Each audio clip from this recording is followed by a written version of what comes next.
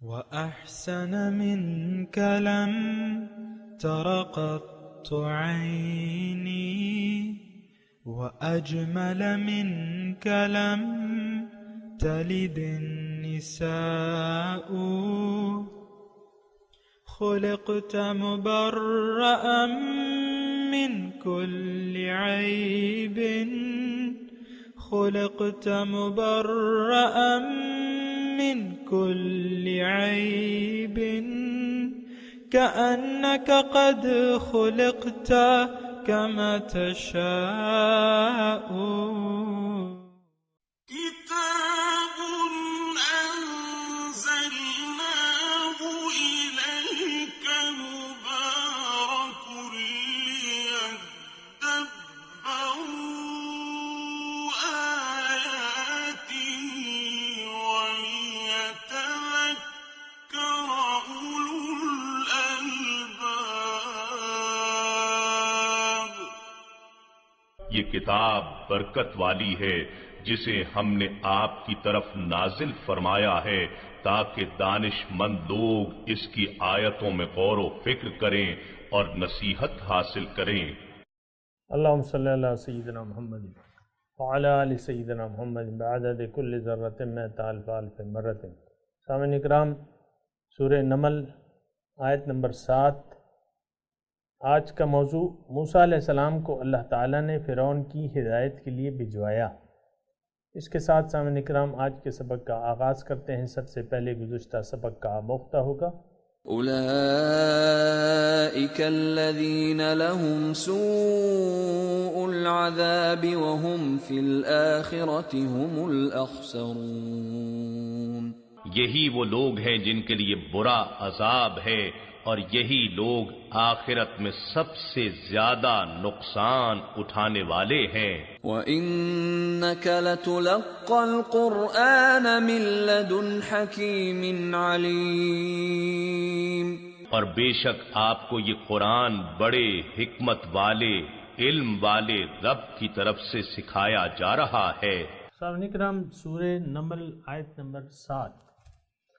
تاریخی واقعہ بیان ہو رہا ہے سامعین اکرام موسیٰ علیہ السلام کا، اور مضمون وہی ہے جو ابھی بیان ہوا ہے، یعنی اعمال، برے اعمال کا انجام برا، اور جو لوگ آخرت پر یقین رکھتے ہیں ان کے لیے جو ہے یہ ہدایت ہے اور خوشخبری ہے. تو اس دن میں سامعین اکرام سب سے پہلے موسیٰ علیہ السلام کا واقعہ بیان ہو رہا ہے. اور موسیٰ علیہ السلام کون تھے یہ تو آپ کو معلوم ہے، بنی اسرائیل پیغمبر تھے اور مصر میں پیدا ہوئے تھے. یوسف علیہ السلام جب مصر میں آئے وہاں ان کی بادشاہت جتنا بھی اللہ تعالیٰ نے چاہا تو رہی ان کے خاندان کی، بنی اسرائیل کی. پھر مقامی تحریک جو ہے وہ غالب آ گئی، کیونکہ بنی اسرائیل کمزور پڑ گئے تھے، کمزوریاں آ گئی تھیں. واپس وہ ان پہ غالب آ گیا، ان کو غلام بنا لیا، بنی اسرائیل کو غلام بنا لیا اور ان کو بدترین غلام بنا لیا. اور اتنا کہ یذبحون ابناءکم ویستحیون نساءکم، کہ ان کے بیٹوں کو مار دیا جاتا اور ان کی خواتین کو خدمت کے لیے زندہ رکھا جاتا، یعنی ان کی نسل کشی کی جاتی تھی. فرعون ان کی نسل کشی کرتا تھا. بہرحال اللہ تعالیٰ کا ارادہ ہوا، نرید ان نمن علی الذین استضعفوا، میں نے چاہا کہ میں احسان کروں جن لوگوں پر جو لوگ کمزور بنائے گئے ہیں یا جن کو کمزور سمجھا گیا ہے. تو اللہ تعالیٰ نے اپنے اس ارادے کے تحت موسیٰ علیہ السلام کو بھجوایا فرعون کی طرف. اس میں ایک نقطہ سامعین اکرام یہ ہے جو کہ اللہ تعالیٰ اپنے بندوں کے حال سے بے خبر نہیں ہے. یہ ایک نقطہ نوٹ کرنے کا ہے کہ اللہ تعالیٰ اپنے بندوں کے حال پہ بے خبر نہیں ہے. کون ظالم ہے، کون مظلوم ہے، کس کی مدد کرنی ہے اور کس کو مغلوب کرنا ہے. بہرحال تو یہ اس حالات میں یہ بھی نقطہ ذرا ذہن میں رکھیں. اچھا، اس کے بعد ایک نقطہ اس میں یہ بھی ہے کہ فرعون جو اپنے اوپر ظلم کر رہا ہے، اپنے اوپر ظلم کر رہا ہے، اس کو اس ظلم سے باز رکھنے کی اللہ تعالیٰ نے کوشش کی، یعنی اللہ نے چاہا کہ وہ ہدایت پہ آ جائے۔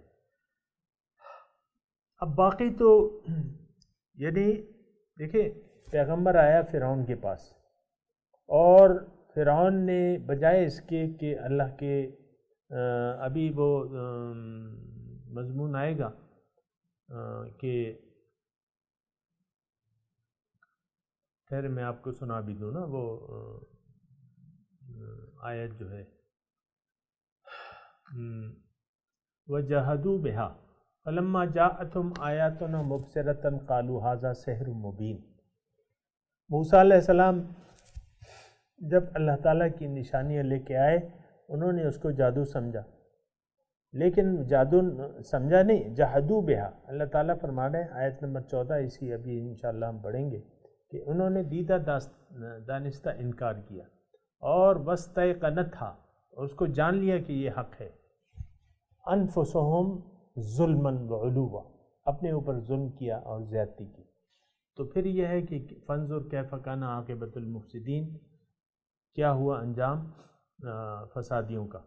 بہرحال اللہ تعالیٰ نے چاہا اذهب الى فرعون انه طغى فقل هل لك الى ان تزكى واهديك الى ربك فتخشى۔ یہ آخری صورتوں میں ہے کسی صورت میں کہ دیکھیں فرعون جیسا ظالم اپنے اوپر ظلم کر رہا تھا، وہ خدائی کا دعویٰ کر دیا تھا، پھر بھی موسیٰ علیہ السلام کو اللہ تعالیٰ کی رحمت نے چاہا کہ موسیٰ علیہ السلام کو بھجوایا جائے، اور یہ اس کا تذکرہ ہے قرآن مجید میں، اذهب الى فرعون انه طغى، کہ جاؤ فرعون کے پاس، یہ تو سرکش ہو چکا ہے، فقل هل لك الى ان تزكى، اس سے یہ کہو کہ کیا تم چاہتے ہو کہ تمہارا تزکیہ ہو جائے، وَأَهْدِيَكَ إِلَىٰ رَبِّكَ فَتَخْشَىٰ، اور میں تمہارے رب کی طرف تمہیں راستہ بتاؤں اور تم ڈرو، اس کے وجود سے، یعنی اس کے وجود کا احساس کرو، اس کے عذاب سے ڈرو۔ تو پھر یہ ہے کہ وہ اس نے انکار کر دیا دیدہ دانستہ۔ اب یہ تو اللہ تعالیٰ نے، اللہ کا فیصلہ نہیں تھا کہ فرعون غرق ہو جائے، موسیٰ علیہ السلام تو ان کے پاس ہدایت لے کے گئے تھے، لیکن تو بہرحال اس نے جھٹلا دیا۔ تو یہاں مضمون جو آ رہا ہے سامنے کرام، یہ ذرا اس کا مضمون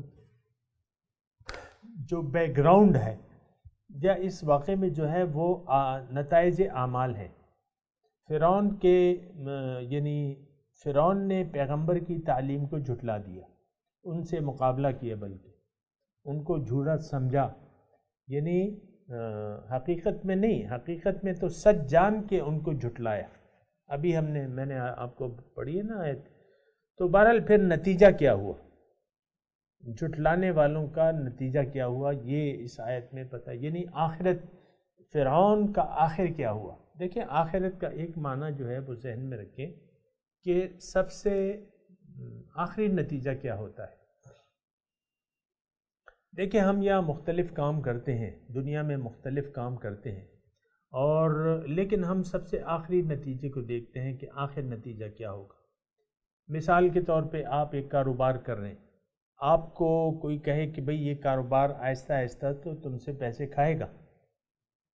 ظاہر ہے کہ ایک نیا کاروبار ہے، بڑے پیمانے پہ آپ کر رہے ہیں، تو ایک دم تو گاہک نہیں آئے گا اس کے پاس، یعنی اس کا امکان ہے کہ آہستہ آہستہ وہ اسٹیبلش ہو۔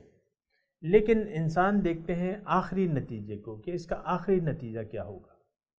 یہ بڑی قیمتی بات ہے، اگر آپ اس پہ ذرا غور کریں کہ ہمیشہ آخری نتیجے کو دیکھا جاتا ہے۔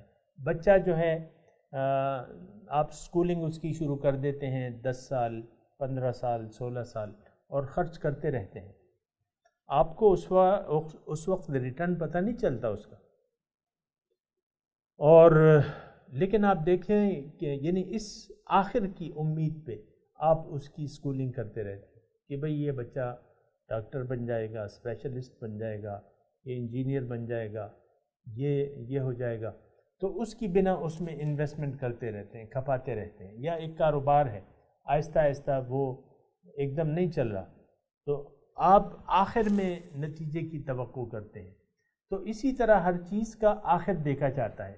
والعاقبۃ للمتقین کہا گیا ہے کہ آخری نتیجہ متقین کا بہتر ہوگا. آخرت انجام کار تو متقین کی ہے. یا مثال کے طور پہ آپ دیکھیں کہ ایک ٹیم جو ہے فٹ بال ہے، ہاکی ہے، تو وہ ٹیم اے جو ہے گول کیے جا رہی ہے، ایک گول ہوئے، 2 گول ہوئے.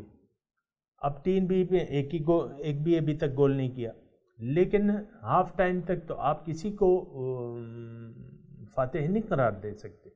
ہم دیکھیں گے کہ آخر میں نتیجہ کیا ہوتا ہے.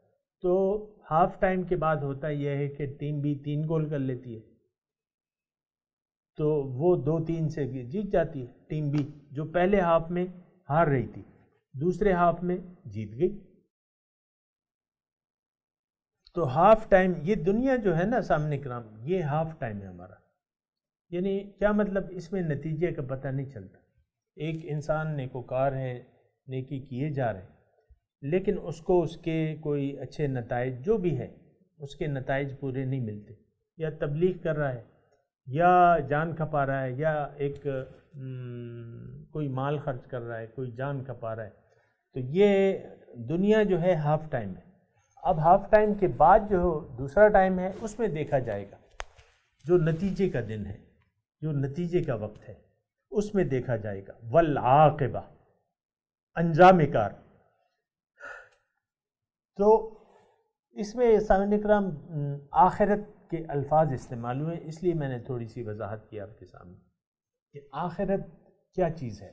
آخرت کہتے ہیں کہ آخری نتیجہ آپ دیکھیں دنیا میں ہم ایک زندگی گزارنے آئے، یا نتیجہ نہیں ہے.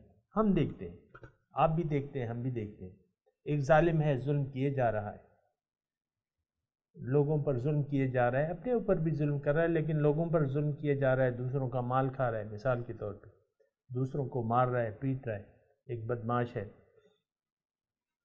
لیکن اس کا موت تک اس کا سر بھی بال بھی بیکا نہیں ہوتا، نہ سر میں درد ہوتا ہے، آرام سے موت کی نیند سو جاتا ہے. دوسرا ایک متقی شخص ہے، مسلسل جد و جہد کر رہا ہے، محنت کر رہا ہے، لوگوں کی کام آ رہا ہے، نیکی کے کام کر رہا ہے، یتیموں کی کام آ رہا ہے، اللہ کی بندگی کر رہا ہے، لیکن آخر تک، موت تک اس کی زندگی جو ہے وہ اسی طرح گزر جاتی ہے. نیکی کرتے کرتے وہ چل بستا ہے.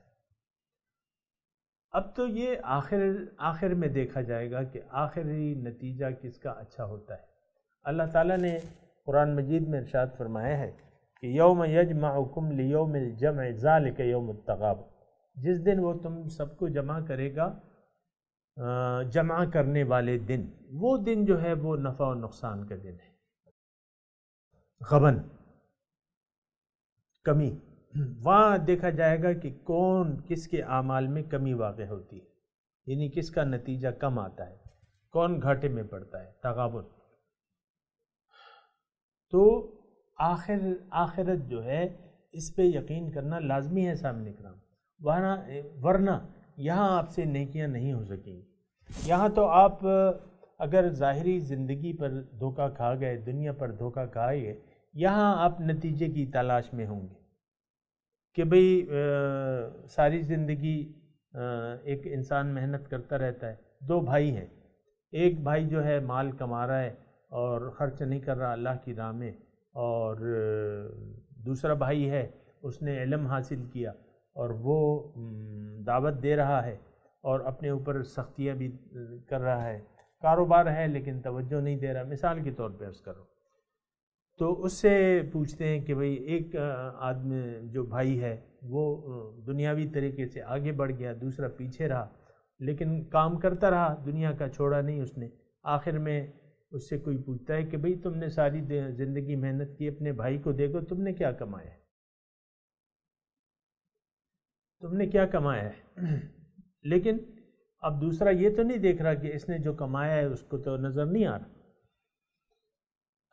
تو یہ تھوڑا سا فرق ہوتا ہے کہ آخرت پر یقین جو ہے وہ اس کا یہاں پتہ نہیں چلتا. اگر آپ کا آخرت پر یقین ہو تو بہرحال لوگوں کو پتہ نہیں چلے گا، آپ کو آپ کی ذاتی زندگی بھی تو خوشگوار ہو جائے گی، دل آپ کا مطمئن ہو جائے گا، لیکن لوگوں کو پتہ نہیں چلے گا کیونکہ لوگوں کا معیار وہ تو ظاہری کو دیکھتے ہیں، ظاہری معیار. بہرحال یہ آخرت کا مضمون گزر چکا ہے. تو میں یہ کہہ رہا ہوں سامعین کرام کہ ابھی جو واقعہ بیان ہو رہا ہے اس میں موسیٰ علیہ السلام کا واقعہ ہے. اب موسیٰ علیہ السلام جو تھے اللہ تعالیٰ کے پیغمبر تھے، ان کا واقعہ بیان ہو رہا ہے. شروع کرتے ہیں. اذ قال موسیٰ لأہلہ، جب کہا موسیٰ علیہ السلام نے اپنے گھر والوں کو، انی آنست نارا، کہ میں نے آگ دیکھی ہے، سآتیکم منہا بخبر، میں جاتا ہوں لے آؤں گا تمہارے پاس اس آگ سے کوئی خبر، یعنی وہاں آگ کسی نے جلائی ہوگی، ہم راستہ بھٹک گئے ہیں، ہم راستے کا معلوم کر لیں گے، یا سردی ہے، او آتیکم بشہاب قبس، یا ایک سلگتا ہوا انگارہ لے آؤں گا، لعلکم تستلون، تو تاکہ تم اسے تاپو، سردی تھی.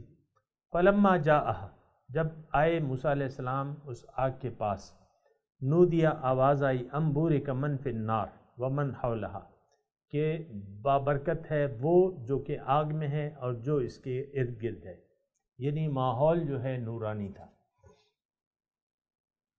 وسبحان اللہ رب العالمین، اللہ تعالیٰ، سبحان اللہ، اللہ تعالیٰ پاک ہے، رب العالمین.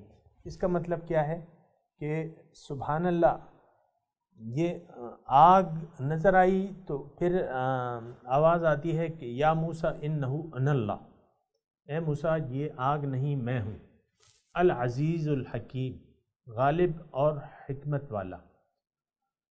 تو آگ میں یعنی جلوہ نظر آیا اللہ تعالیٰ کو، اللہ کا نور نظر آیا، اللہ کے نور کا جلوہ آگ میں. بہرحال آگ کی شکل میں اللہ کا نور جلوہ گر ہوا. تو یہ ہو سکتا ہے جیسے جبرائیل علیہ السلام جو تھے وہ بعض اوقات ایک صحابی حضرت دحیہ کلبی کی شکل میں آتے تھے یا کسی اور شکل میں، تو شکل بدل سکتی ہے، یا اللہ تعالیٰ کی حکمت ہے. اللہ تعالیٰ تو اس کی تو نہ کوئی جسم ہے اس کا، نہ کوئی شکل ہے، ہر مثال سے وہ پاک ہے، لیکن جب وہ چاہتا ہے تو مختلف انداز سے آ جاتا ہے.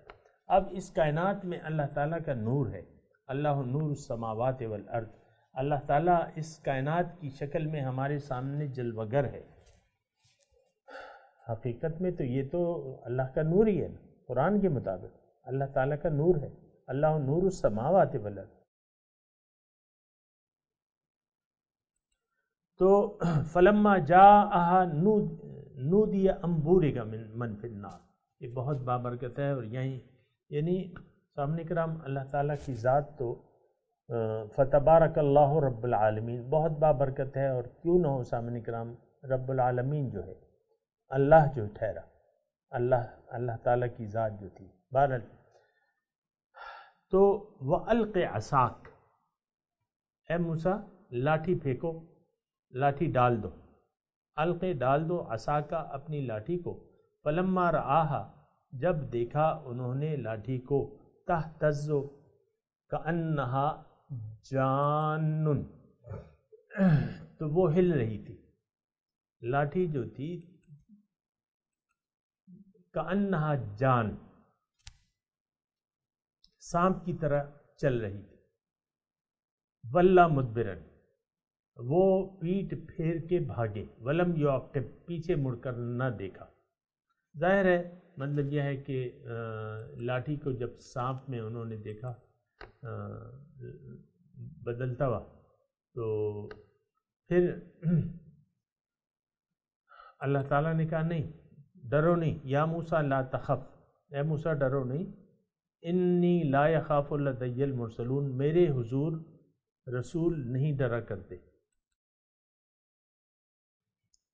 یعنی میرے حضور کوئی ڈرا نہیں کرتا. الا من ظلم، مگر وہ جس نے ظلم کیا، ثم بدل حسنا، پھر اسے بدل دیا نیکی سے، بعد سوء، بعد برائی کے، فإنی غفور الرحیم، یعنی کسی نے قصور کیا، پھر اگر برائی کے بعد اس نے بھلائی سے اپنے فعل کو بدل لیا تو فإنی غفور الرحیم، میں پھر بخشنے والا مہربان ہوں۔ اس میں تھوڑا سا مضمون یہ ہے سامعین کرام کہ اللہ تعالیٰ، انسان اگر اللہ تعالیٰ اپنے آپ کو اللہ تعالیٰ کے حوالے کر دے تو پھر ڈر کی کوئی بات نہیں ہوتی۔ انی لا یخاف لدی المرسلون، کہ میرے بھیجے ہوئے جو ہیں وہ میرے حضور ڈرا نہیں کرتے۔ اس میں ایک تھوڑا سا مضمون ضمنی طور پہ سامنے کرام یہ بھی ہے کہ انسان، اگر ہم یہ تصور کریں کہ ہمیں اللہ تعالیٰ نے بھجوایا ہے دنیا میں اور ہم اللہ تعالیٰ کے بھجوائے ہوئے ہیں، تو یعنی یہاں پھر وہ ہے نا ظلم کا تذکرہ ہے، تو پیغمبر تو ہر گناہ سے پاک ہوتا ہے، الا من ظلم ثم بدل حسنا بعد سوء فإنی غفور الرحیم۔ تھوڑا سا یہ نقطہ نوٹ کر لیں کہ انی لا یخاف لدی، اگر یہ آپ پیغمبروں کے ساتھ یعنی مخصوص نہ کریں اس آیت کو تب بھی جائز ہے، تب بھی جائز ہے۔ انسان اللہ کا فرستادہ ہے، اللہ تعالیٰ کا بھیجا ہوا ہے۔ میں رسول کے الفاظ نہیں کہتا کیونکہ آپ پھر گھبرا جائیں گے۔ اللہ تعالیٰ ہمیں تو اللہ تعالیٰ نے دنیا میں بھجوایا ہے، پیغمبر یعنی پیغمبر بھی اللہ تعالیٰ بھجواتا ہے، رسول بھی انسانوں کی طرف رسول بھی اللہ تعالیٰ بھجواتے ہیں۔ بہرحال اگر یہاں آپ رسول کے ساتھ خاص نہ کریں تو وہ پھر ہو سکتا ہے، کیونکہ یہاں تذکرہ ہے ظلم کا، من، یعنی اس میں ہمارے لیے وہ ہے، اس میں ہمارے لیے سبق ہے، ایک نہیں ہے، ابھی میں بتاتا ہوں۔ ایک تو یہ ہے کہ اللہ تعالیٰ کے جو انسان اللہ کو اپنی منزل بنا لے، تھوڑی توجہ کریں سامنے کا، اللہ تعالیٰ کو جو انسان اپنی منزل بنا لے اور اللہ کے راستے پر چل پڑے، پیغمبر کے رہنمائی میں، یعنی پیغمبر کی اسوہ حسنہ کو اپنا کیا اور ایک رہنما کی رہنمائی میں، تو اب اس کو ڈرنا نہیں چاہیے۔ اب اس کا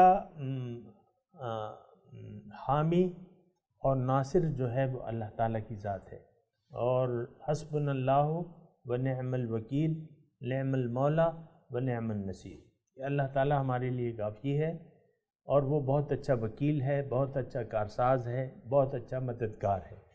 تو انی لا یخاف لدی المرسلون، یہ ایک جملہ ہے جو مومنین کے لیے، کامل مومنوں کے لیے یہ ہو سکتا ہے کہ ان کو کسی ہستی سے ڈرنے کی ضرورت نہیں ہے۔ اگر تم نے اللہ سے اپنا تعلق جوڑ لیا ہے اور اپنا تعلق اللہ سے استوار کر لیا ہے تو اب تمہیں کسی چیز سے، مخلوق کے شر سے ڈرنے کی تمہیں کوئی ضرورت نہیں ہے۔ تمہارا حامی و ناصر جو ہے مولا ہے، فنعم المولا ونعم النصیر۔ بہرحال لیکن انسان ہے، غلطی ہو جاتی ہے، الا من ظلم، جس نے ظلم کیا۔ ظلم کا کیا معنی ہے سامنے کرام؟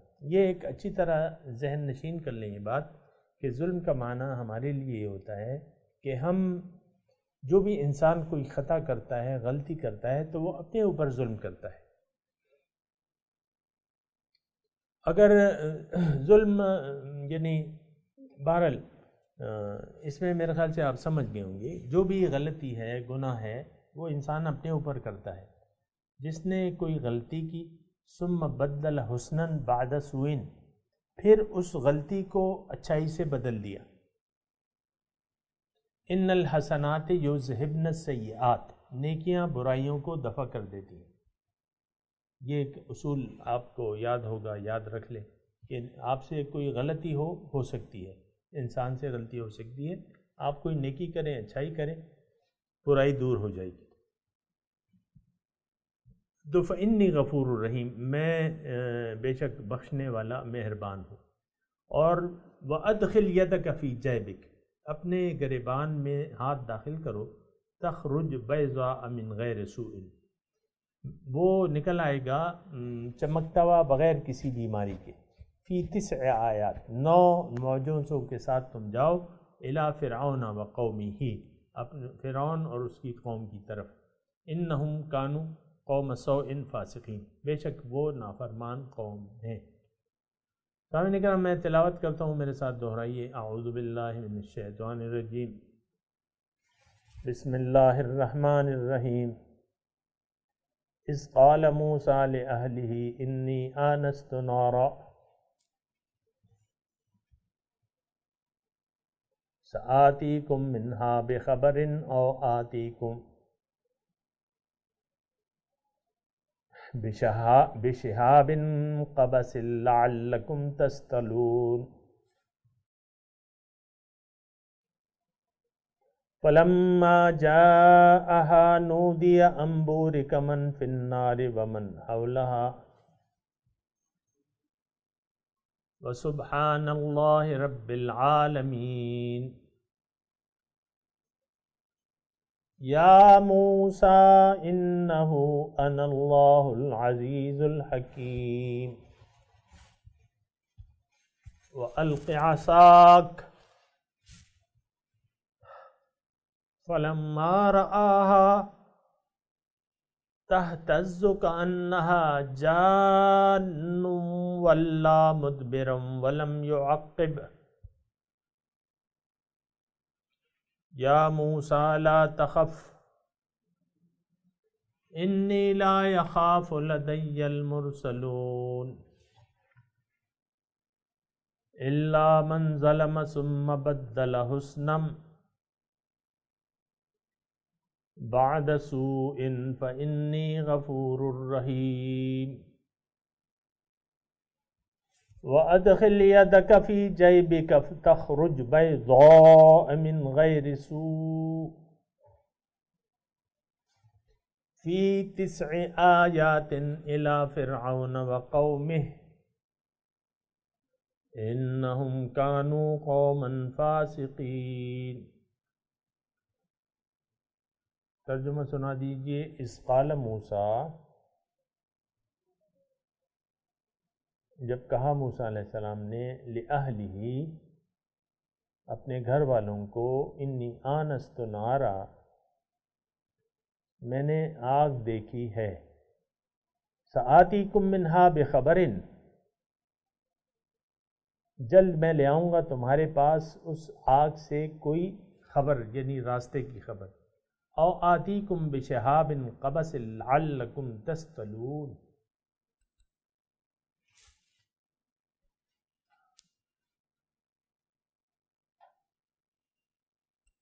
یا میں وہاں سے کوئی سلگتا ہوا انگارہ لے آؤں گا تاکہ تم گرم ہو جاؤ. فلما جاءها نودی ان بورک من فی النار ومن حولها، جب جو وہاں پہنچے تو ندا آئی کہ مبارک ہے وہ جو اس آگ میں ہے اور جو اس کے ماحول میں ہے.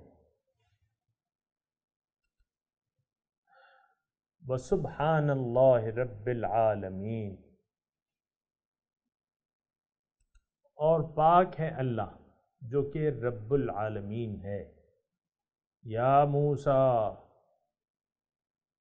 اے موسیٰ، انہو انا اللہ العزیز الحکیم، یہ میں ہوں اللہ زبردست اور دانا. الق عصاک، ذرا اپنی لاٹھی کو پھینکو.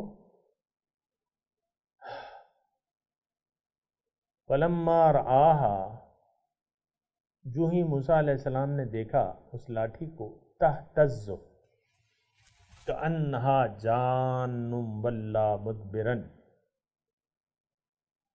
سانپ کی طرح بل کھا رہی ہے. مدبرن ولا مدبرن، پیٹ پھیر کے بھاگے. ولم یعقب، پیچھے مڑ کے بھی نہ دیکھا.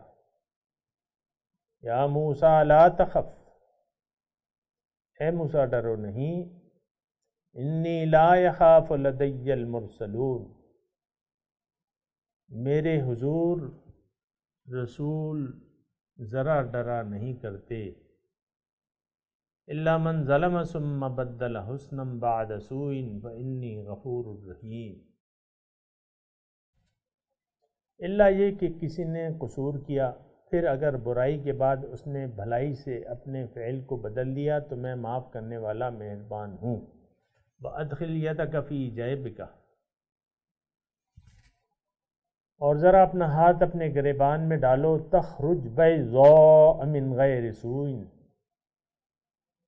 تو چمکتا ہوا نکلے گا بغیر کسی تکلیف کے۔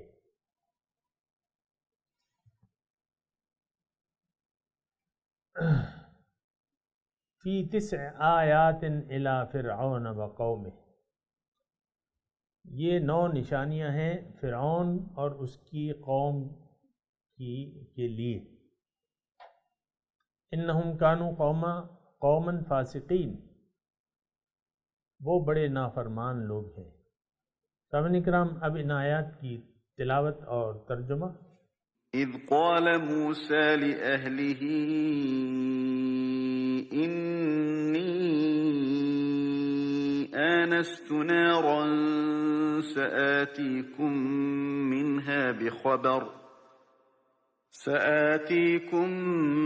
منها بخبر أو آتيكم بشهاب قبس لعلكم تصطلون. When Moses said to his family, I have glimpsed a fire, I will bring you some news from it, or bring you a firebrand, that you may warm yourselves. فَلَمَّا جَاءَهَا